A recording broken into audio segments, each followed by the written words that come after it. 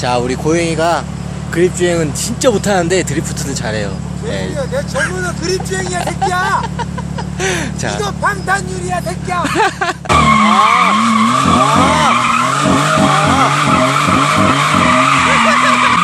야, 손 한번 잡아줘, 손 한번.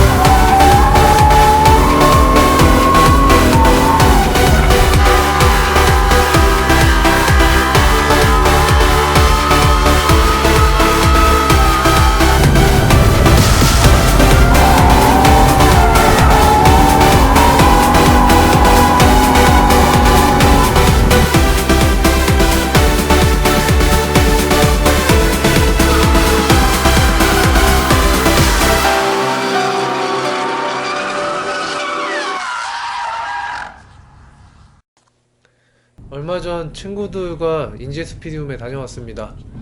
요즘 들어 폭설이 자주 내리고 기온도 영하권이라서 걱정이 많았는데 오늘은 다행히도 봄인 것 마냥 영상의 날씨에 해도 아주 쨍쨍하네요. 그런데 친구 녀석 중 하나가 공기압 체크도 안 하고 무턱대고 주행하려 하길래 대신 확인해 보니까 거의 45psi 정도가 들어가 있는 상태였습니다. 이런 어처구니 없는 녀석을 봤나. 야 몇이라고? 45. 야 이씨 무슨 고기압을 45를 넣고 씨.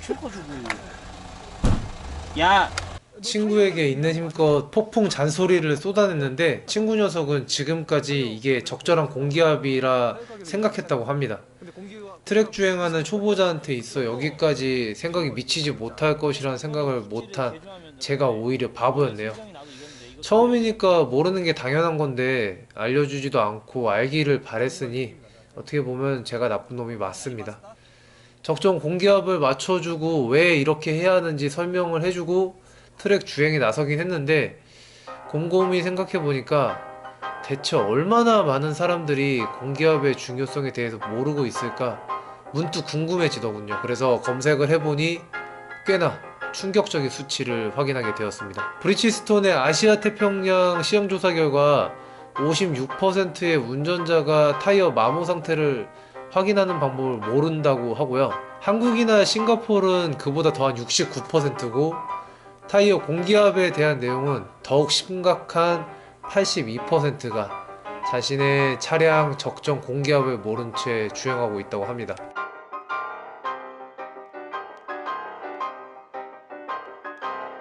적정 공기압이라는 건 사실 딱 정해진 게 없습니다. 그만큼 온라인에서도 의견이 분분한 내용 중에 하나인데 누구는 타이어의 80%라고 말하기도 하고요. 또 누군가는 차량에 써있는 대로 맞추라고 말하기도 합니다. 혹은 시내 주행이 많다면 공기압을 조금 적게 넣고 고속도로 주행이 많다면 공기압을 조금 더 넣으라고 말하기도 합니다.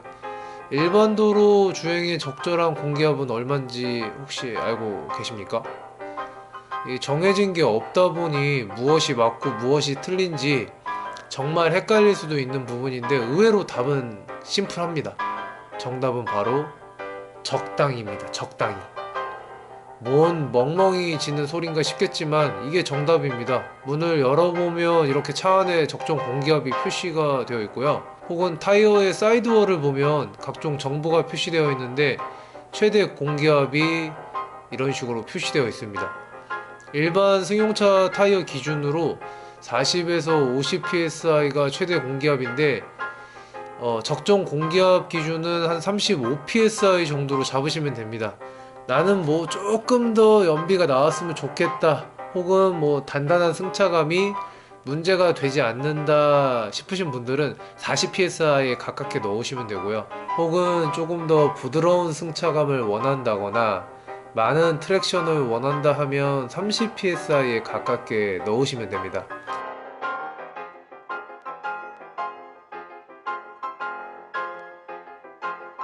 주행 조건이 가혹한 트랙에서는 타이어와 지면의 마찰력이 강해지는 만큼 타이어의 온도가 그만큼 쉽게 상승합니다. 과학 시간에 배워서 뭐 다들 잘 아시겠지만 온도가 상승하면 공기의 부피도 늘어나게 되어 있습니다. 가령 공도 주행에서 44 psi가 최대 공기압인 타이어를 가지고 40 psi 정도를 넣고 다닌다고 해도 보통은 별다른 문제가 발생하지 않습니다. 한여름 지면 온도가 굉장히 뜨겁다 해도 최대 공기압인 44 psi에 가깝게 공기압이 상승하거나 이를 조금 더 상회할 수도 있긴 하지만, 그렇다고 해서 타이어가 쉽게 터지거나 하지도 않습니다. 내셔널 지오그래피에서 실험한 영상을 보면 타이어가 버틸 수 있는 압력이 생각보다 높아서 조금은 놀라실 겁니다. 최대 공기압을 조금 넘는다고 바로 큰일이 나는 건 아니니까 사실 그리 호들갑을 떨 일은 아니죠.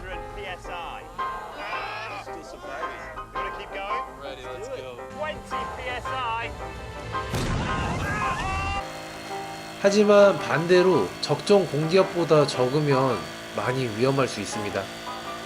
스탠딩 웨이브 현상으로 인해서 타이어가 아주 쉽게 터지기 때문이죠. 공기압만큼은 적은 것보다 오히려 많은 게 안전에 유리합니다. 트랙 주행에 있어서 적정 공기압이 중요한 이유는 다음과 같습니다. 이 정도로 슬리면은 써야 돼, 차는. 타이어와 지면이 맞닿으면서 마찰력이 발생하고 이는 곧 트랙션으로 이어집니다. 이때 트랙션을 결정짓는 요소들이 있는데 기본적으로 세 가지 요소를 생각하시면 됩니다. 마찰 개수, 접지 면적, 그리고 수직 하중. 이 셋 중 공기압과 아주 밀접한 관계가 있는 게 바로 접지 면적입니다. 오늘은 접지 면적에 대해서만 말씀드리겠지만 다음에 기회가 되면 마찰 개수와 수직 하중에 대해서도 컨텐츠를 꼭 한번 만들어 보도록 하겠습니다. 구독 눌러주시면 앞으로 고급 정보 듬뿍 받아가실 수 있을 겁니다. 영어로는 이 접지 면적을 컨택트 패치라고 하기도 합니다. 아무리 좋은 성능을 가진 슈퍼카를 가지고 온다고 해도 이 컨택트 패치가 작으면 작을수록 차의 성능을 온전히 아스팔트에 전달을 할 수가 없는데, 각 타이어마다 엽서 한 장 정도 크기의 면적을 가지고 500마력 혹은 600마력 이상의 이 어마어마한 힘을 전달해야만 하는 슈퍼카 입장에선 타이어의 공기압이 무엇보다도 중요한 역할을 하게 되는 것이죠. 공기압이 많으면요, 이렇게 가운데 부분이 볼록해지면서 접지 면적이 줄어들고요, 공기압이 낮으면 또 낮은 대로 중간 부분이 오목하게 들어가면서 접지 면적이 줄어듭니다. 컨택트 패치가 작아지게 되면 일단 제동거리가 상승하고요, 또 코너링 속도도 낮아질 수밖에 없고 가속 시에 휠스핀이 더 쉽게 발생할 수밖에 없습니다. 즉 주행의 모든 부분에서 손해를 볼 수밖에 없다는 얘기입니다. 이 세 가지 손해로 인해서 코너마다 0.1초씩만 손해를 본다고 해도 랩타임은 보통 1에서 2초 정도는 느려지게 되는 것이죠. 남들과 같은 차, 같은 타이어를 쓴다고 해도 공기압만으로도 이렇게 많은 것들이 바뀔 수 있습니다. 또한 트랙션의 저하뿐만이 아니라 이런 식으로 편마모가 진행이 되기도 합니다. 이래저래 손해를 볼 수밖에 없는 상황인 것이죠. 정말 아쉽게도 이것도 정해진 답이 없습니다. 트랙 주행에 필요한 적정 공기압도 차량의 중량이나 노면 온도, 노면의 상태, 타이어의 종류에 따라 완전히 달라지기 때문입니다. 하지만 그렇다고 기준이 없는 건 아닙니다. 일반적인 차량에 일반적인 레디얼 타이어를 장착하고 있다면 냉간시를 기준으로 20 후반에서 30 초반 정도로 맞추시면 됩니다. 제 친구처럼 40 이상 넘으면 열간시에 과다 공기압 상태가 되어버릴 수밖에 없으니까 주의하셔야겠죠. 공기압을 적절히 맞췄다면 주행 중에 적정 온도로 올라갔을 때 타이어의 공기압은 약 30 초반에서 30 후반대로 조금은 늘어날 것이고, 이 정도 상태에서 가장 큰 컨택트 패치를 확보하실 수가 있을 겁니다. 정말 가혹한 한계 주행으로 끌고 간다면 더 상승할 수 있는 여지가 있지만, 그렇게까지 차량을 컨트롤할 수 있다면 그런 분들은 뭐 이미 적정 공기압에 대한 데이터는 가지고 있으실 테니까 데이터에 맞게 공기압을 수정해 나가시면 되겠죠. 하나만 예를 들어보자면 BMW M3 같은 경우는 다음과 같이 맞추시면 됩니다. 순정 상태에서 OEM으로 들어가 있는 미쉐린 PSS를 기준으로 독일의 호켄하임 서킷에서는 앞뒤 모두 32 PSI로, 그리고 뉘르부르크링의 노르트 슐라이페를 달리는 것이라면 전류는 36 PSI, 호류는 29 PSI로 맞추시면 됩니다. 모두 열간시 기준이고요. 이 정보의 출처는 BMW의 테스트 드라이버라고 합니다. 제가 생각하는 공기압 수준과 크게 다르지 않은 것 같아서 개인적으로는 꽤나 신뢰가 가는 데이터 값인 것 같습니다. 하지만 M3가 아니라면 공기압을 달리해야만 하겠지요. 컨택트 패치를 확인하는 방법은 어렵지 않습니다. 타이어에 잉크를 묻히고 종이 위를 한번 쓱 지나가기만 하면 되죠. 어느 정도 공기압에서 컨택트 패치가 가장 큰지 확인을 하고 워밍업이 끝난 상황에서의 타이어 공기압을 그 수준으로 맞춘다면 적정 공기압으로 달릴 준비는 끝난 것입니다. 이런 게 너무 귀찮고 복잡해서 싫으시다고요? 그럼 이렇게 맞추시면 됩니다. 빡시게 달린 후에 타이어 온도가 적절히 올랐을 때 적당히 35 psi 전후를 유지할 수 있도록 맞추시면 됩니다.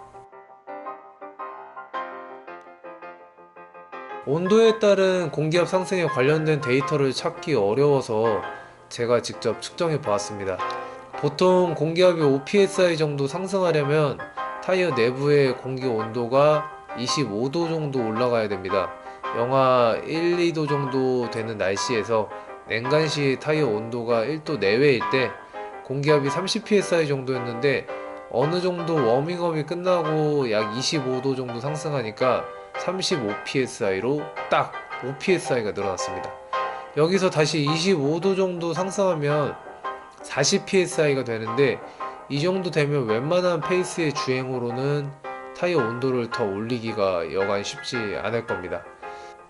즉 온도 상승으로 인한 공기압 상승은 10 psi 정도로 보시면 됩니다. 그렇다면 냉간시에 얼마로 맞춰야지 답이 쉽게 나오겠죠. 노면 기온이 정말 뜨거운 한여름에 빡시게 달리면 60에서 80도 수준일 것이고요. 뒷타이어의 연기가 모락모락 날 정도로 드리프트를 한다면 100도 넘게 상승하기도 합니다. 하지만 이런 기온이나 상황에 맞게 냉간시 공기압을 설정하면 되겠죠. 그 말인즉슨 계절마다 공기압 세팅을 달리 하셔야 한다는 얘기이기도 합니다.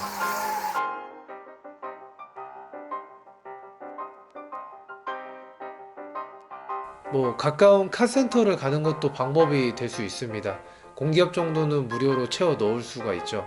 하지만 왠지 모를 부담감에 썩 내키지 않는 분들도 분명 계실 겁니다.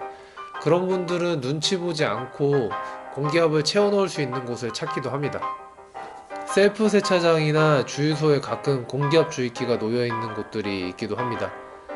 누가 그런 곳을 찾냐고요? 네, 제 얘기입니다. 저 같은 소심이가 찾습니다.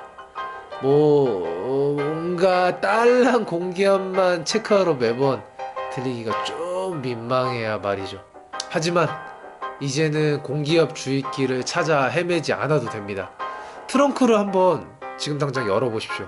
요즘 출시되는 차량들은 이렇게 스페어 타이어 대신에 이와 같은 것들이 실려 있습니다. 펑크가 났을 때 응급처치가 가능한 수리킷과 에어 컴프레셔가 들어가 있죠. 사용법도 아주 간단합니다. 타이어에 이렇게 연결을 하고요. 노란 버튼을 누르면 공기압이 빠집니다. 그리고 시거잭을 차량에 꽂은 후에 온 스위치를 누르면 공기압이 채워지기 시작합니다. 내 차 트렁크에는 없다고요? 그럼 약간의 돈만 쓰시면 됩니다. 2~3만 원이면 아주 괜찮은 차량용 에어 컴프레셔를 구입하실 수가 있습니다.